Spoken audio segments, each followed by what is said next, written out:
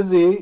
ድምፂ ሓርነት እዩ። ድምፂ ሓርነት ብሓልዮት ኤርትራዊ ዴሞክራሲያዊ ማሕበር ናይ ሰልፊ ዴሞክራሲ ህዝቢ ኤርትራ ካብ ከተማ ካስል ዝመሓላለፍ መደብ ፈነወረደ እዩ። እዚ መደብ እዚ ወትሪ ሐሙስ ካብ ሰዓት 5 ክሳብ ሰዓት 6 ናይ ምሸት ኣብ ዘሎ ግዜ ብኣንቴና ኣብ 105.8 ሜጋሄርዝ ብካብል ድማ ኣብ 97.8 ሜጋሄርዝ ዝፍኖ ኮይኑ ዓርብ ንግሆውን ካብ ሰዓት 9 ክሳብ ሰዓት 10 ኣብ ዘሎ ግዜ ይድገም። ብኢንተርኔት እትከታተሉ ድማ ፍራይስ ራድዮ ካስል ኢልኩም መስተኣቱ ኣብ ሙሉእ ዓለም ዘለኹም ብቐጥታ ክሰምዑና ከም እትኽእሉ ንሕብር።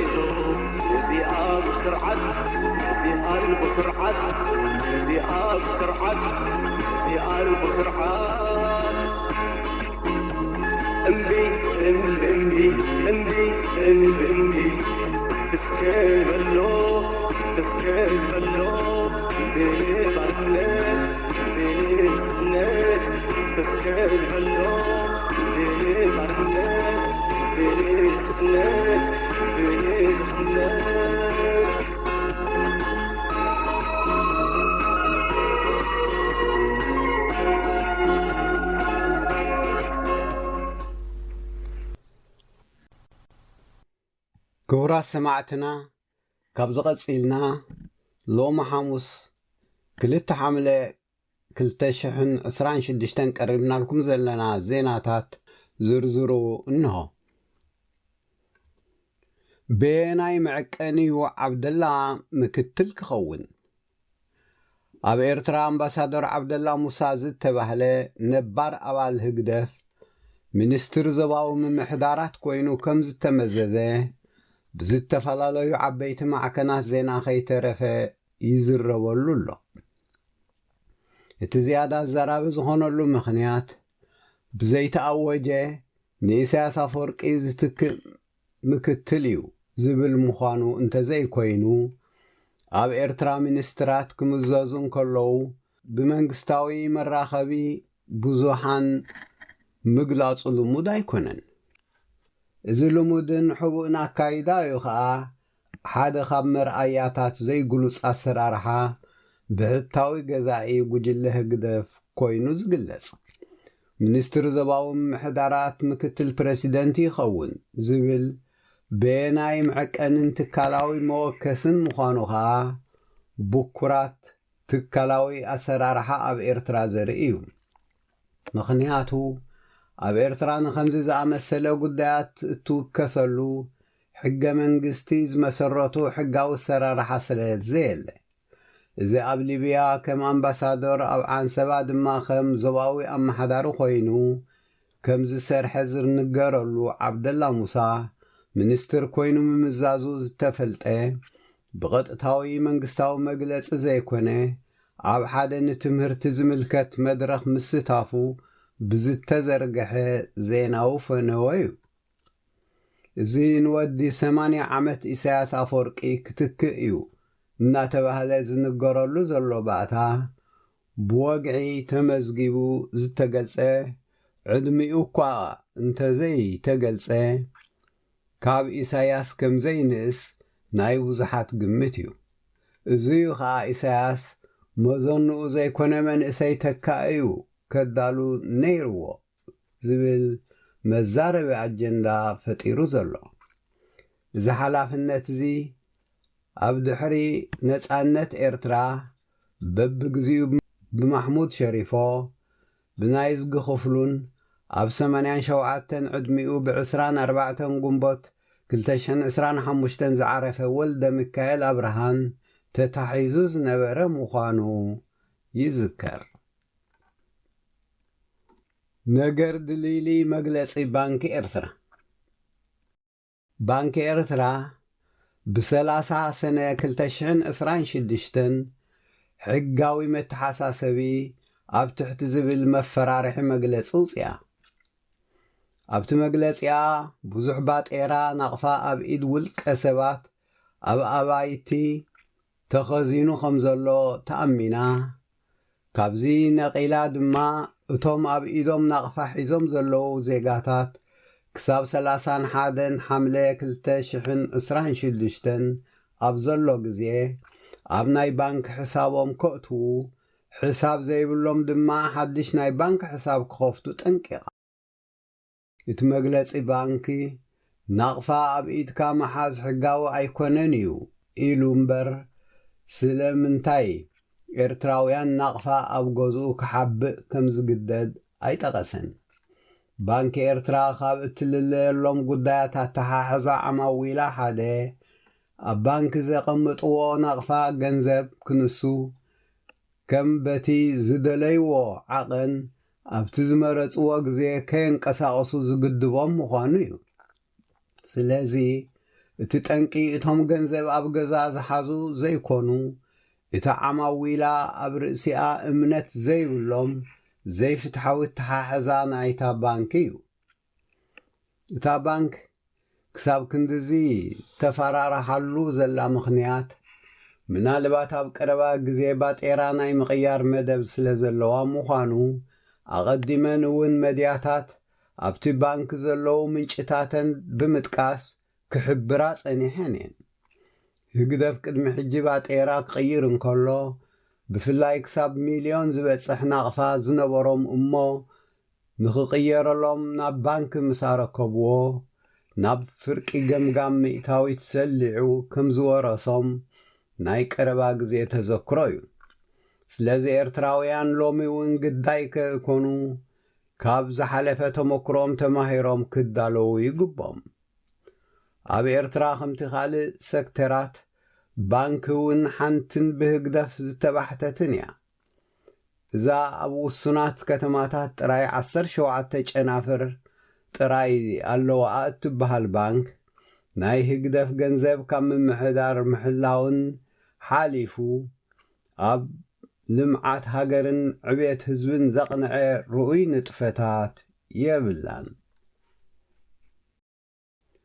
ኤምባሲ ኣሜሪካ ህዝቢ ትግራይ ምሕጋዙ ከም ዝቕጽል ኣፍሊጡ። ኤምባሲ ሕቡራት መንግስታት ኣሜሪካ ኣዲስ ኣበባ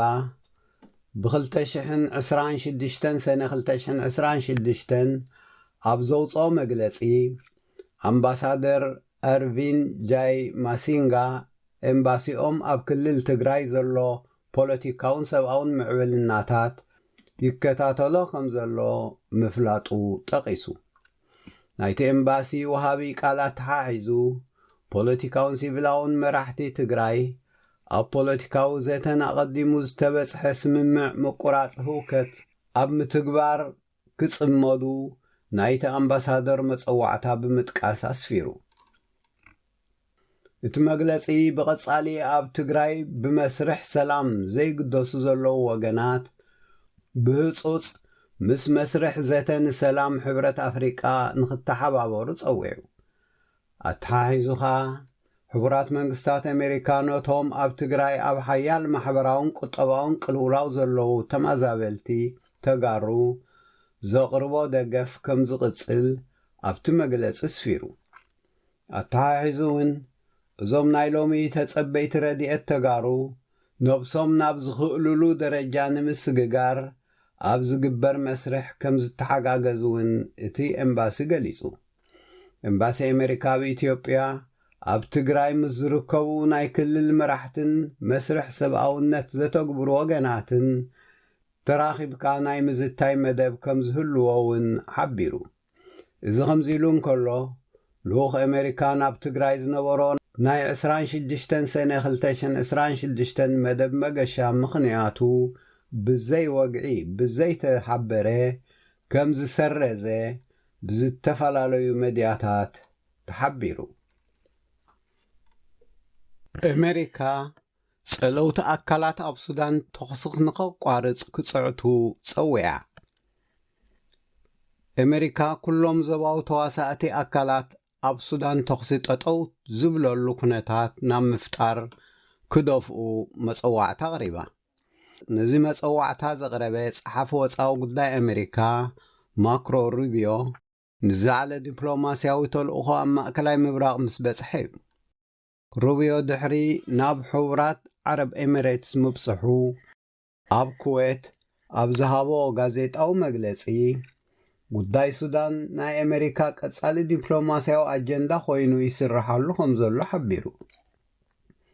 እቲ ላዕለዋይ ኣሜሪካዊ ዲፕሎማት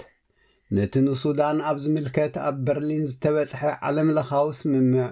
መበገሲ ገይራ ከም እትወስዶ ኣረጋጊጹ። እዋናዊ ንሱዳን ዝምልከት ቆላሕታ ኣሜሪካ ውግእ ክዓርፍ ዝደልዩ ሓይልታት ኩሎም ምቅርራብ ምዃኑ ምጥቃሱ እውን ተሓቢሩ። ጸሓፊ ሩቢዮ ኢማራት ነቲ ብጀነራል ሕመቲ ዝምራሕ ተወርዋሪ ዕጡቕ ሓይሊ ሱዳን እትህቦ ሓገዝ ንኸተቋርጽ እንተተወኪስዋ ኣብ ዝተሓተተሉ ኣሜሪካ ኩሎም ኣብ ሱዳን ጽልዋ ዘለዎም ዞባዊ ተዋሳእቲ ሓይልታት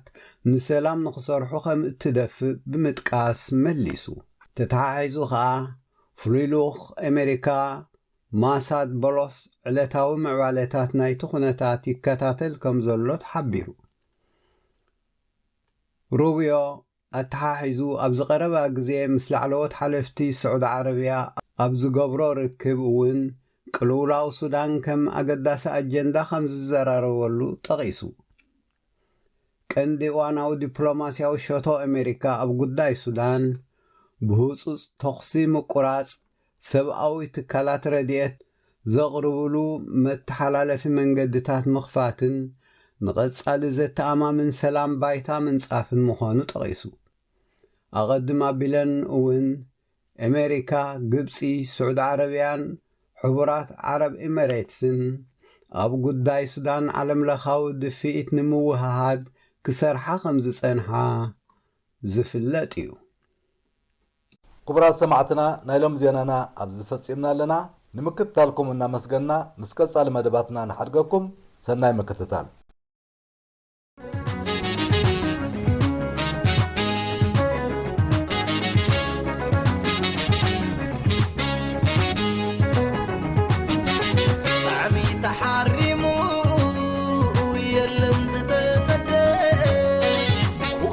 دنديوز تبدل بحالي اندرا وانا بيكيدو سدت مرت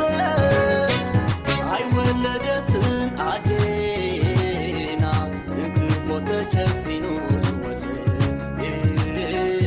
انت فوتشبينو سوت اي لا لا لا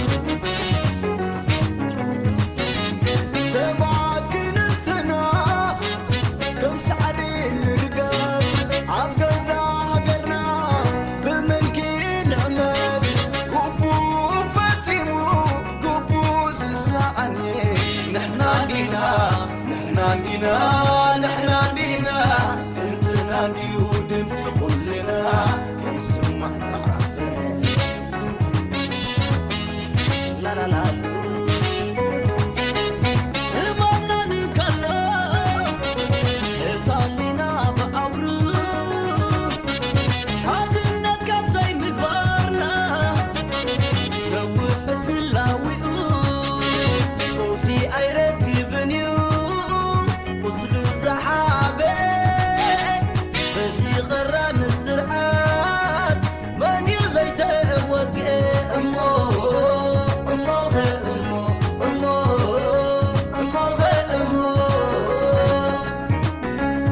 مسمر حد حزنا نقسقس بحبل زلو خمسة يلي في الليات نغفر نزع خباد الظلمات حبيرنا خنبحا يحوان الردايا نهاجر والربحة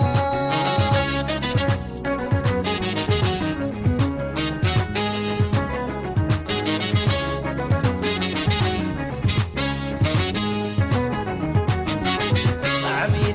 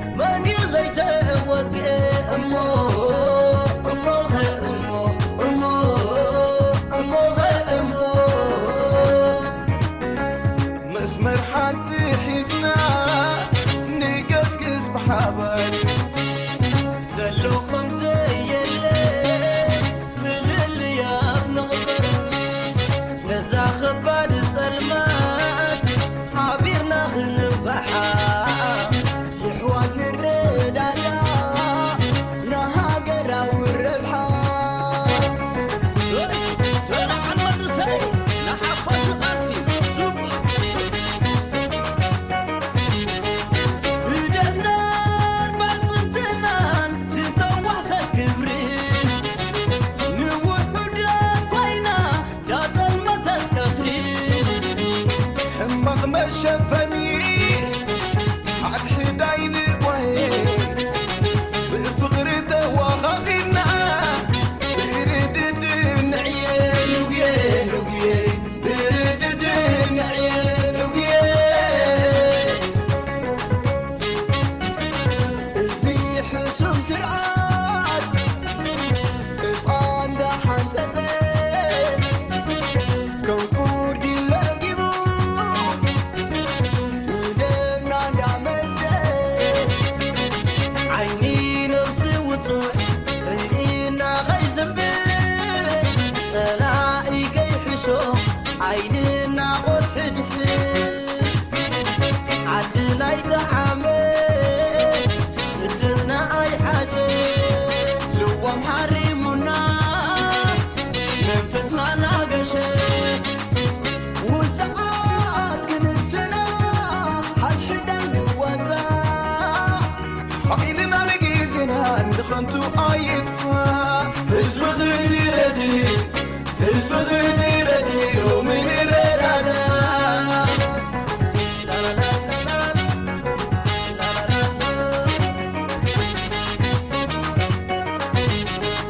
بدرنار بنزمتنان زيتو وحسد كبري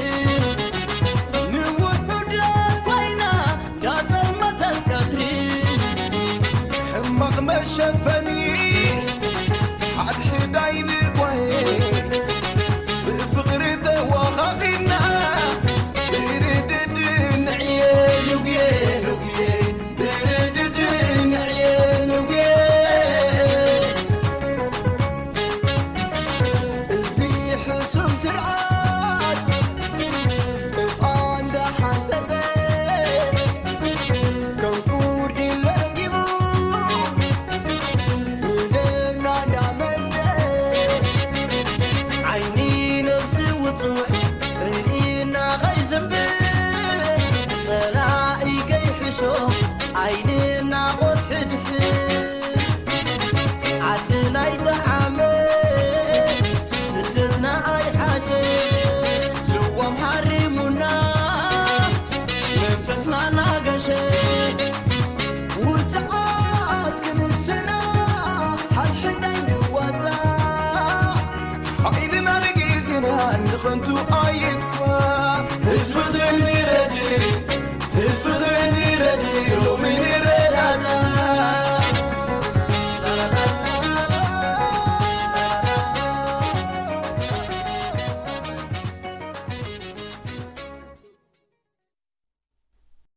ህግደፍ ናበይ ኣበለ ደሃዩ ደለኩም ብቤት ጽሕፈት ዜና ሰልፊ ዲሞክራሲ ህዝቢ ኤርትራ ዝተዳለወ ሓተታት ህዝባዊ ግንባርን ዲሞክራስን ፍትሕን ህግደፍ ብ1994 ኣብ ሳልሳይ ውድባዊ ጉባኤ ህዝባዊ ግንባር ሓርነት ኤርትራ ዝተመስረተ ንተግባሩ ዘይምጥን ስም ዝተዋህቦ ኣብ ኤርትራ ብሕታዊ ገዛኢ ጉጅለ ኮይኑ ሃገርን ህዝብን ክሕምስ ዝጸንሐን ዘሎን እዩ። ናይ ህግደፍ ኩሉ መዳያዊ ብሓትነት ኣይኮነን ዶ ንኤርትራውያን ሕብረተሰብ ዓለም እውን ብሩህ ካብ ዝኸውን ሓያሎ ዓመታት ሓሊፉሎ። ናይ ዝባሓትን ጓዕጻጽን ግንባር ኣመራርሓ በይናዊ ጥራይ ዘይኮነ ኣብ ዓለምና ካብ ዝተራዩ ሕሉፋት ጨቆንቲ ስርዓታት ሓደ እውን እዩ። ህግደፍ ክምስረት እንከሎ ነዊሕ ዕድመ ዘይነበሮም ሓጋግን 27 ዝኣባላቱ ፈጻምን ኣካላት ከም ዝነበርዎ ኣብ ወረቐት ሰፊሩ ይርከብ። ሎሚ ናይዞም ኣካላት ትካላዊ ህልውናን ደሃይን ካብ ዝጠፍእ ሓያሎ ዓመታት ኮይኑ ኣሎ። ስለዚኦም ድማ ብዙሓት ወገናት ጸረ ህዝቢ ተግባራት ናይቲ ጉጅለ ክጥቀስ እንከሎ ብህይወት ምስ ዘየሎ ትካል ኢኹም ትራጎሙ ዘለኹም ዝብሉ ካብቶም እዚ ሓደገኛ ጉጅለ ክምስረት እንከሎ ዝተሰየሙ ልዕሊ 100 ኣባላት ናይቲ ሓጋጋ ኣካሉ ኣብ ዝተወሰነ እዋን ስሞም ገኒኑ ዝጽዋዕ ዝነበረ ባእታታቱን ሎሚ ድምፆም ኮነ ድሃዮም የለን። ኣብ ዝተወሰነ እዋን አልአሚን መሐመድ ስዒድ፣ የማነ ገብረአብ፣ ዓብደላ ጃብር፣ ማሕዮዲን ሸንገብ፣ ሓጎስ ገብረ ህይወት፣ ማሕሙድ ሸሪፎን፣ ዘምህረት ዮሃንስን እናተባህለ ኣስማቶም ሓሓሊፉ ዝጽራሕ ዝነበረ ሎሚ ገለን ብሞት ገለን ድማ ብማእሰርቲ ከምኡውን ብስደት ዝጎደሉ ብዙሓት እዮም። እቶም ብህይወት ምስቲ ጉጅለ ኣለዉ ዝበሃሉ እውን ከም ተለኣኽቲ ውልቀ መላኺ ኢሳያስ ኣፈወርቂ እንተዘይኮይኑ ከም ሓለፍቲ ካብ ዝጽውዑ ነበርያ ነበረ ኮይኑ ኣሎ። ንይምሰል እውን ቦታ ናይቶም ብህይወት ዘለውን ዝተኣስሩን ከምኡውን ዝተሰዱ እገለ ብእገለ ተተኪኡ ዝብል ሓበሬታ የለን። ነዚ ኩነታት ተዓዚቦም ህግደፍ ከምቲ ናይ 1997 ሕገ መንግስቲ እኳ ብኢሳያስ ሞይቱ እዩ ዝብል መርድኡ እንተዘይተነግረ ብህይወት ከም ዘየለ ርኡዩ ኢሎም ዝግምቱ ብዙሓት እዮም። ግምት ጥራይ ዘይኮነ ኣብ ፖለቲካውን ምምሕዳራውን ባይታ ኤርትራ ዘሎ ሓቂ እውን ንሱ እዩ። ህግደፍ ክምስረት እንከሎ ክትግብር እየ ኢሉ ዘጽደቆ ቻርተር ነይርዎ። ኣብቲ 38 ገጻት ዝሓዘ ሰነዱ ምህናጽ ዲሞክራስያዊ ፖለቲካዊ ስርዓት ንድልየት ህዝቢ ኤርትራ ዝምጥን ቁጠባ ምስሳን፣ ምምዕባል ሃገራዊ ባህሊ፣ ምዕሩይ ማሕበራዊ ኣገልግሎት ምቕራብ፣ ምዕቃብ ማዕረ መሰል ተጠቃምነት፣ ምውሓስ ሃገራዊ ጸጥታን ምክልኻልን፣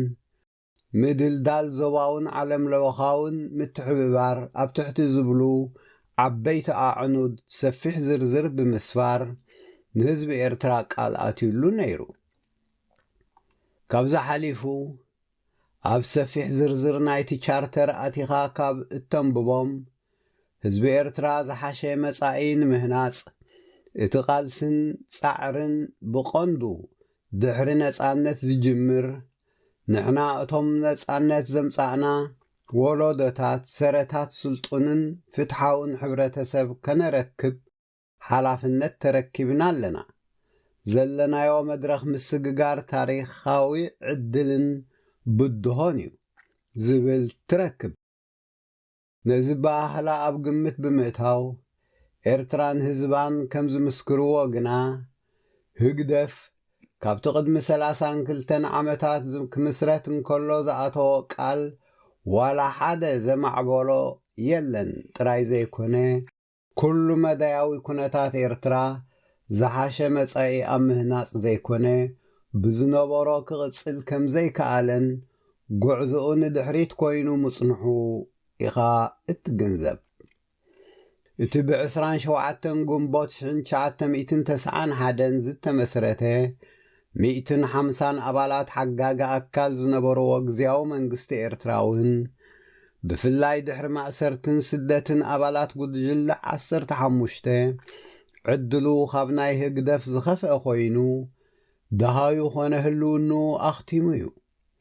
እቲ ዝቆጻጸሮ ሓጋጋ ኣካል ዘይነበሮ ስማዊ ካቢነ ሚኒስተራት ዝበሃል ዝነበረ ጋንታ ኸዓ ድሕሪ 2024 ከም ዘይተኣከበ ኣይኮነንዶ ንሕና ኤርትራውያን ማርቲን ፕላውት ዝተባህለ ጋዜጠኛን ተመራማርን ፖለቲካ ኣፍሪቃን ደጋጊሙ ዝምስክሮ እዩ። እዚ ድማ ደሃይን ህልውናን ህግደፍ ናይ ምጥፋእ መረጋገፂ እዩ። ስለዚ ንሕገ መንግስትን ግዝያዊ መንግስትን ኤርትራ ዝገጠሞም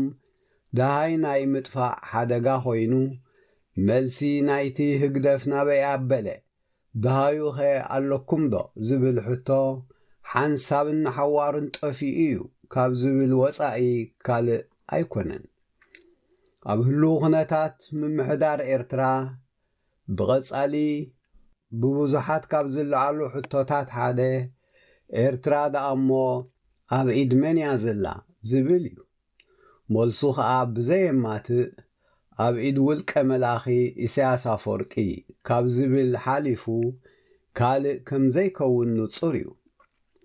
ኤርትራ በቲ ሓደ ወገን ህፁፅ መልሲ ብዝደልዩ ዘቤታዊ ሕቶታት በቲ ካልእ ወገን ድማ ካብ ግዳም ንህልውናኣ ከም ሃገር ዝፈታተን ኣስጋእን ዲፕሎማስያውን ግጥምያታት ኣብ ዝተወጠረትሉ ኣብ ኢድ ሓደ ናብ ስልጣን ኣመጻጽኡ ዘይዲሞክራስያዊ ኣተሓሳስብኡ ዘይህዝባዊ ዲፕሎማስያዊ ተሓሕዝኡ ዘይትካላውን ዘይውሕሉልን ዝቆጻጸሮ ትካል ዘየብሉን ብስልጣን ዝሰኸረ ውልቀ ሰብያ ወዲቓ ዘላ እዚ ተሃላልዋ ኣዝዩ ዘተሓሳስብን ንህዝቢ ኤርትራን ውዳቤታቱን ግዜ ዘይህብ ሓላፍነት ዘሰክምን እዩ ኢሳያስን ውሕዳት መጋበርያታቱን ኣብዚ እዋን እዚ ህግደፍን ቅድሚኡ ዝነበሩ ውዳቤታትን ኣህጢሞም ግሉጽነትን ተሓታትነትን ኣብ ዘይብሉ ብውልቀ ደገፍትን ማሕበረ ኮማትን ኣቢሎም ክዕገርግሩ እዮም ዝረኣዩ እዞም ሎሚ ዝጥቀምሎም ዘለዉ ትካላዊ መሳርዕ ዘይብሎም ኣካላት ኣብቲ ዘድልዮም ከምዚበሉ ዝብልዎም ኣብ ዘየድልዮም ድማ ኣፎም ዘትሕዝዎም እምበር ትካላዊ መስመር ቀጻልነትን ተሓታትነትን የብሎምን ጥልመት ሕሉፍ ዲክታተር ኢሳያስ አፈወርቂ ኣብ ሕገ መንግስቲ ግዝያዊ መንግስቲ ኤርትራን ህግደፍን ካቢነ ሚኒስተራትን ጥራይ ዝተደረተ ዘይኮነ ብውልቂ እውን ዝኣምኖ በዓል መዚ ከም ዘይብሉ ካልእ ገዲፍካ ከም መሰነይታ ንየማነ ገብረኣብ ኣወንዚፉ ሎሚ ምስ ዑስማን ሳልሕ ጥራይ ኮለል ይብል ምህላው ንዝርድኦ መልእኽቱ ብቐሊል ዝርአ ኣይኮነን እዚ ድማ ነቲ ገለ ወገናት ሕብሪ ሰማይን ጨካን ባህሪ ኢሳያስን ኣይቅየርን እዩ ዝብልዎ ዘረጋግጽ እዩ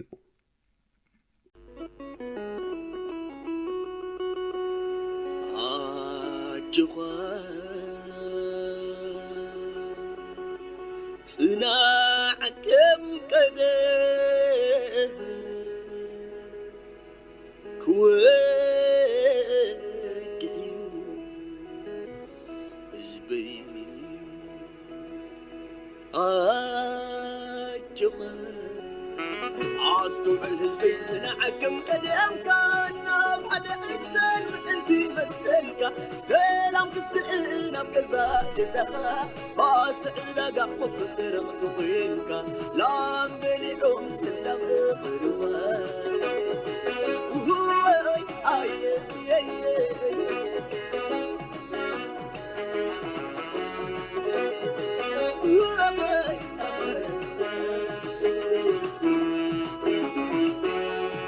تسان ህዝበይ ከምታ ናይ ቀደምካ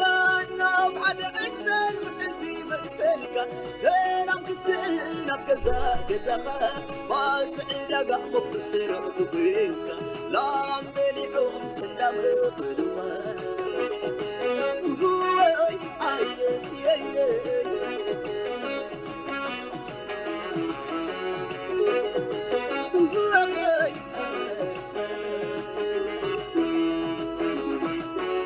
ساعة مردا مقداو سلام سئنا قزانا أو حدا تدريتو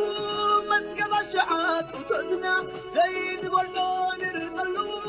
اغل مليء قزانا ساعة نفيقة مقمات نغسكر الله قفونا لو منسي أكل وسعنا لو منسي أكل حزننا هي وقت مكر كتما مقدزانا حتى تلوم نايت مال سدرانا عابل لو سبت مال شقو اقري سورا ما تحتم سسبدو نفحيتو نينا عابز الطعمة اوان حبرا قيايرا بابرك تكون دلع نعنا حديد كيرا امبي نبلالنا يأكل حجز تفانيت ناينا بريد سلميتو دبن بنت بيلي عشاق ورزي لبام تمثل زبت عزاز بزي متسين دون هالي كوقحيو كوقحيو كوقحيو كوقحيو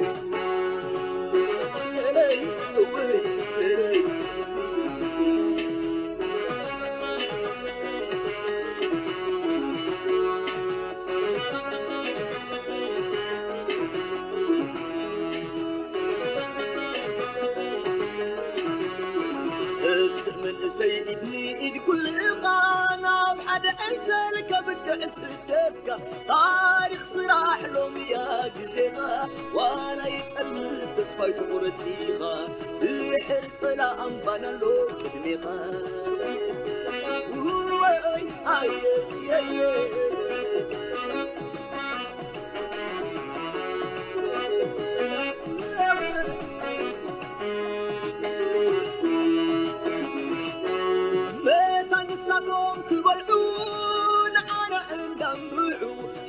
حلف ساعتانك يصوم حلف دماغ سعسعو وربنا يساب زي بالله ازقيرك وقت زي فرحو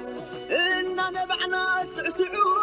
إنا تمنا أخو والعو حلا في تنداز أوان بنو ويايتنادلو لاي عالم نقرنا عالم دقالو تاريخ مسرح زدبر نحورو أنتم سبحان ران بباغبرو نخد نبرو بالعمر نخد بالعيد انبرو هاي ايدي ايدكا تلعل من انسي صررتو خبك عند بعات عدي غدي اوي اوي اوي اوي اوي اوي مرت سلميتو دبن بنت بلي عشق ورسي لبام تمسل زت عزازب جزي متين دنهال كوقحيو كوقحيو كوقحيو كوقحيو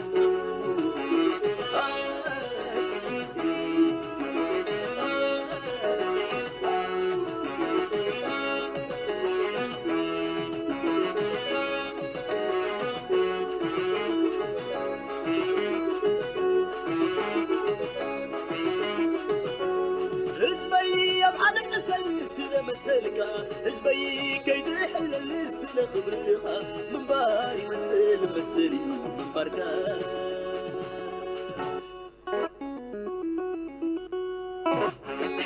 سأنت دينا تتصرنا دربينا قوة نصرح فدينا حد الكن قمامات نزي أمنو آمنا بسجر عن كيفنا تبتاتينو سدرنا سلام سئينا قزانا سموا خوينو دمنا عد ولد مئغن قوينا حدا كرفي سئينا تقاسم الله نبينا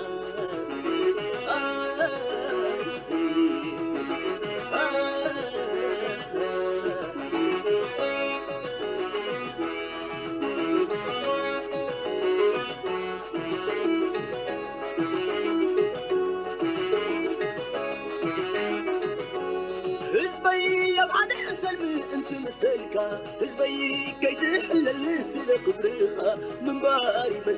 مسلي ومن بركا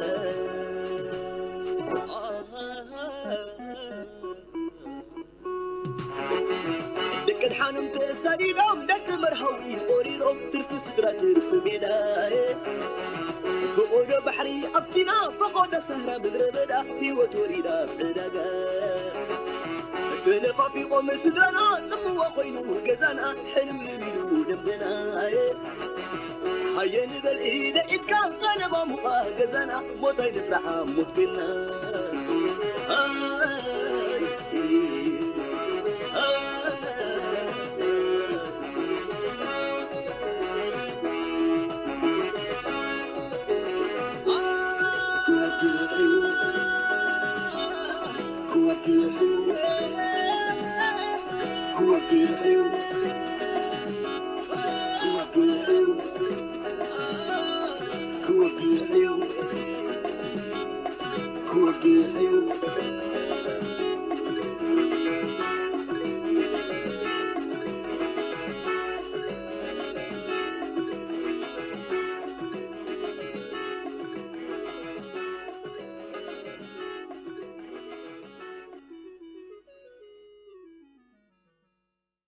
قمتلش بوليتيكاوي السلالفة هقدف بتصحفة زينا سلف ديمقراسيز بإرترا أيكونندو أبزن ركبالو زلنا مبل عسران حدين كفل زمن قدميون مع صوخة عطيخة منبار كونه معباي كمزي كعال فلوت إنيرو إذا دما ሃገራት ዝምድና ክምስርታ ሓደ ካብ መባእታዊ ግዴተአን ምዃኑ ዘመልክት እዩ። ዝምድና ምስመን ክበሃል እንከሎ ናይ ሃገርካ ልኡላውነትን ክብርን ናይ ህዝብኻ ሓድነት ረብሓን ሰላምን ከም መሰረታዊ መዐቀኒ ምውሳድ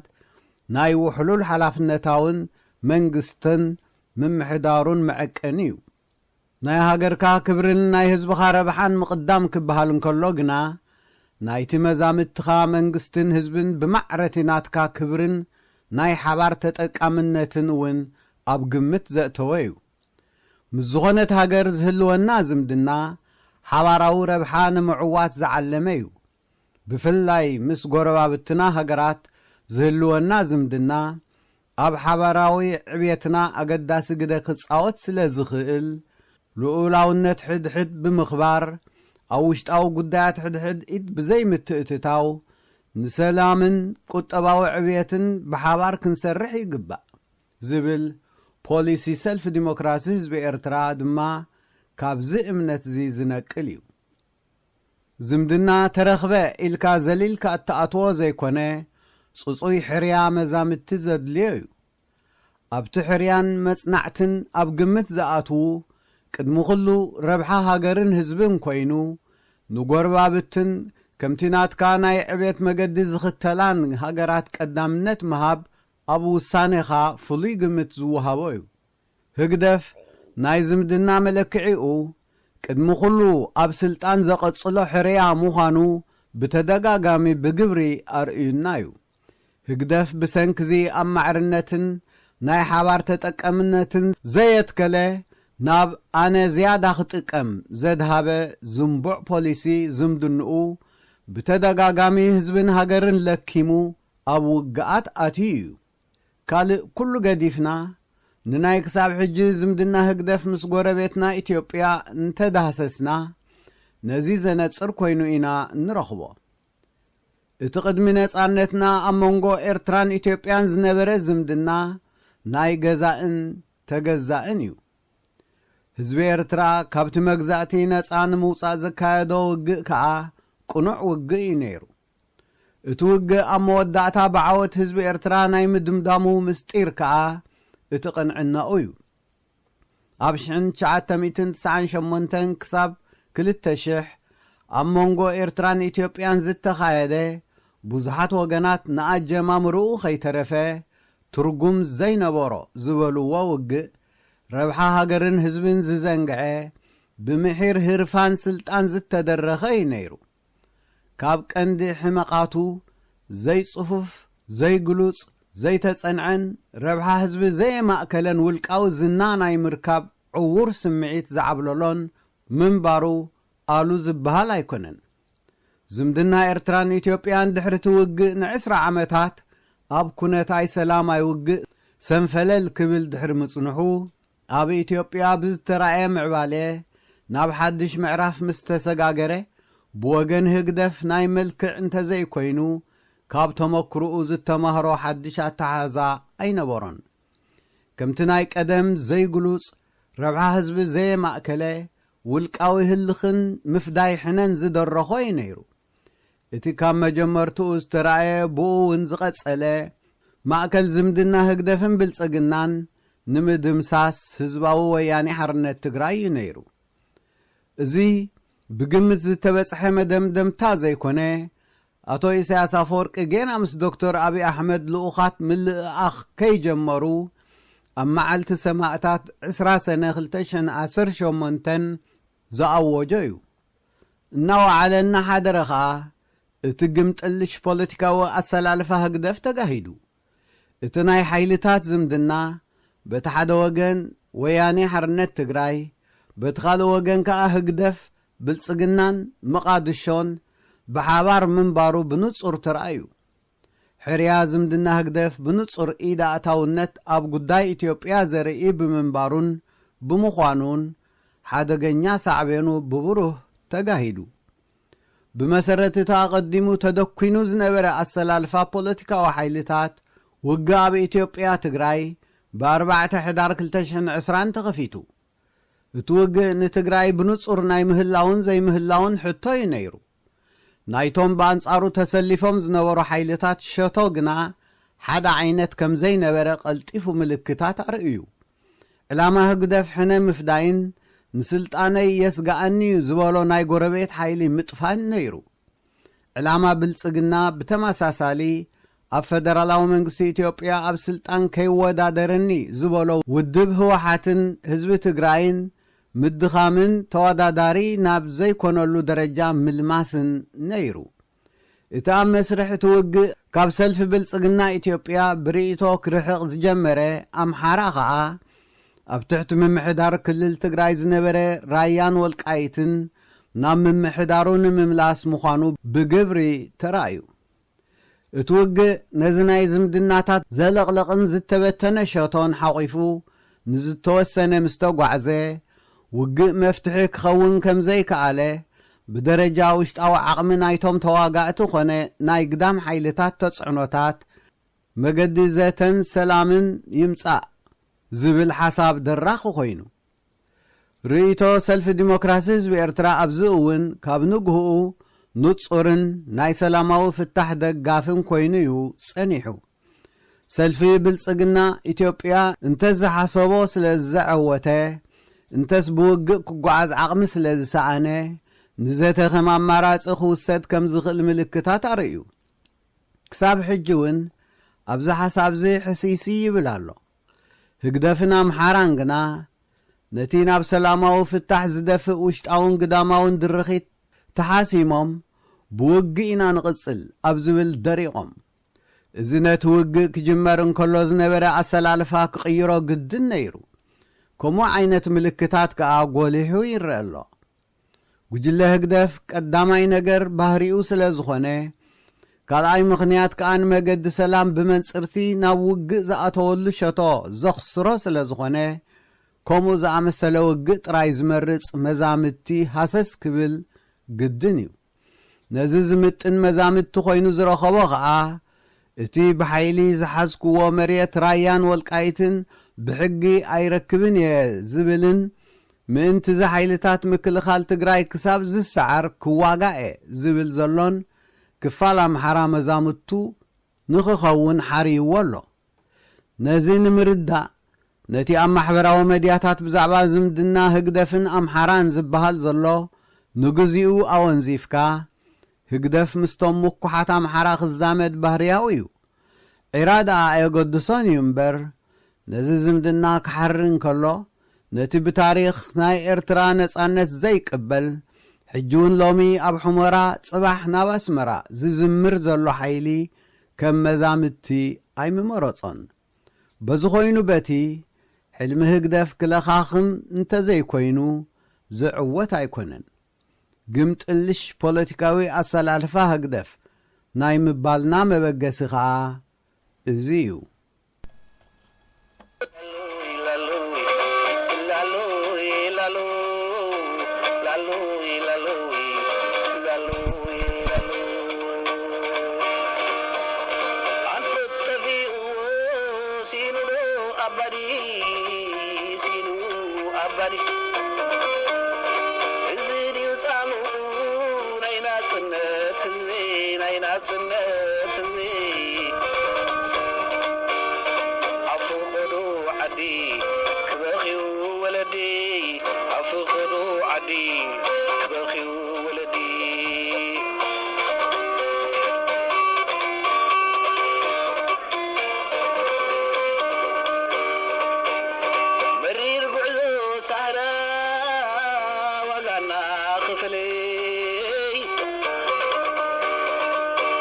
ህፃናት ቤታ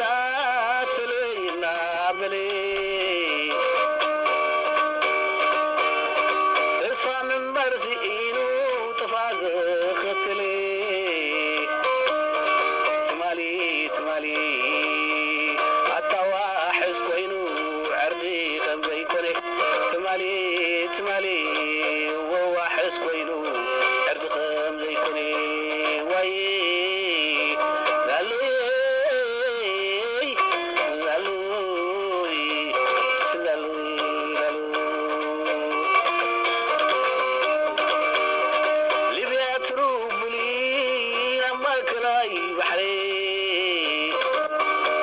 ليبيا تروبولي نما كلاي بحري بجملة خطفل وهير تروي بجملة خطفل وهير تروي بجملة خطفل وهير تروي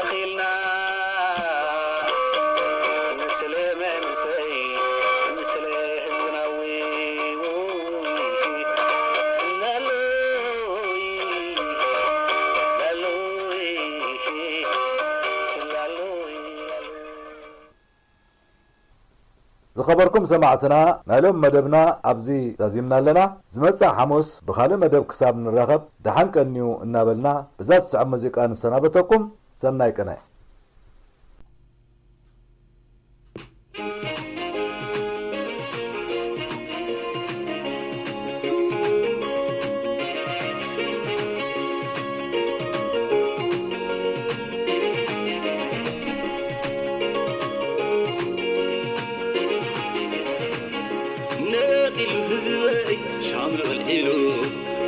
تمام وديو عقلو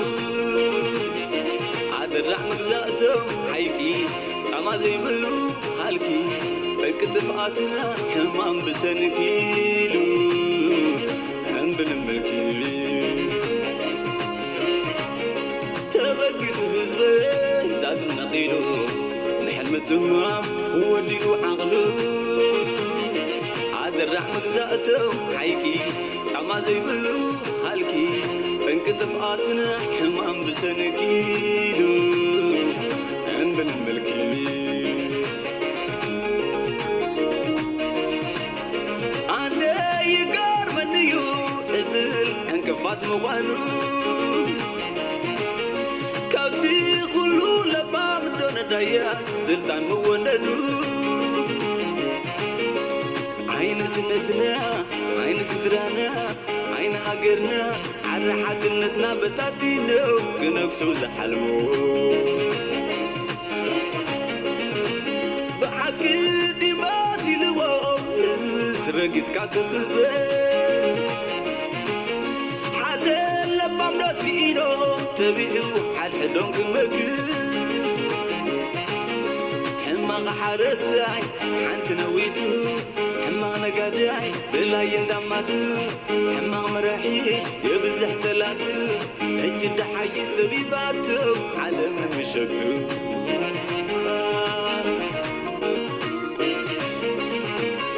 تكت فتح السبخة نصيري كيف تنقوم كنت تحري تحمق طريقهم تعنبري وتشعري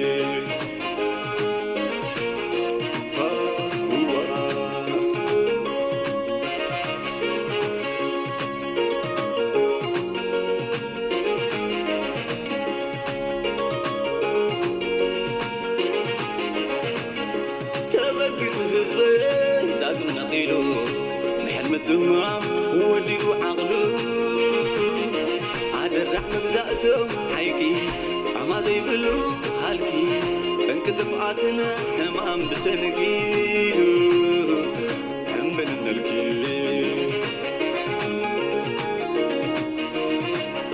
دحرينا سعريت كولا باهين بالكوين برسرحو متى ايدي ارترا زي بقول تبقونا فتم زي برهو يا تناتيهم تمنيتنا أمكينو مثلا عنديتهم فحبتنا تبقوا قلونا عبقل مقصرو بحقيني ما سيلوو سرقت كاكذبه حنان لما بداسينو تبيعو حد حلوم زمكر حمق حرسة حنت نويتو حمق نقادعي للاي اندماتو حمق مرحي يبزح سلاتو حجب دحايز تبيباتو علمنا مشتو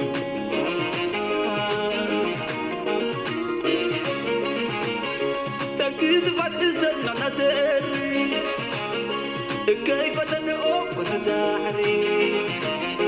تحمق تاريخهم لعنبري وترو وتسعري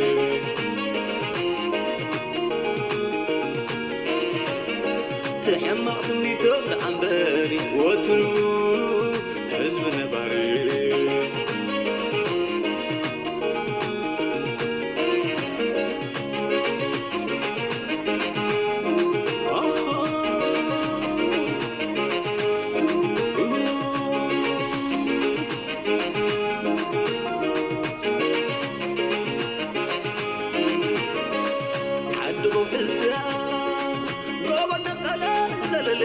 سيف مليحو نهالي اندادبلي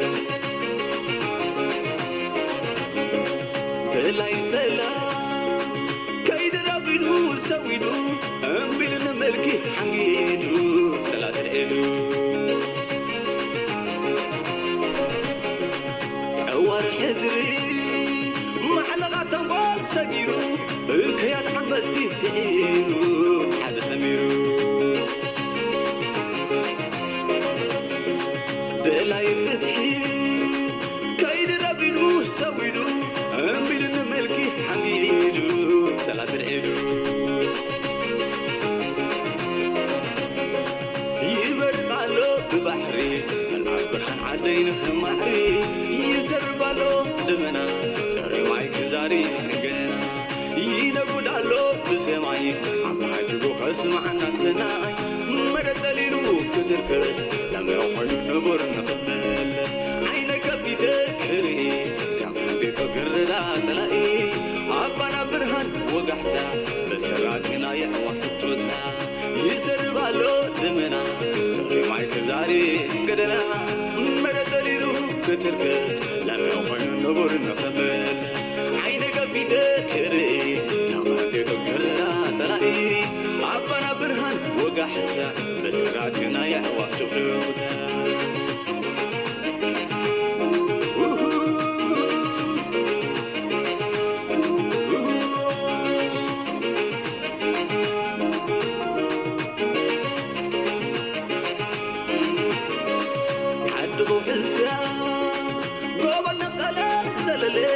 سيف مليحو نهالي اندادبلي بلاي سلام كايد رابينو سوينو امبيلن ملكي حنجينو سلات العيدو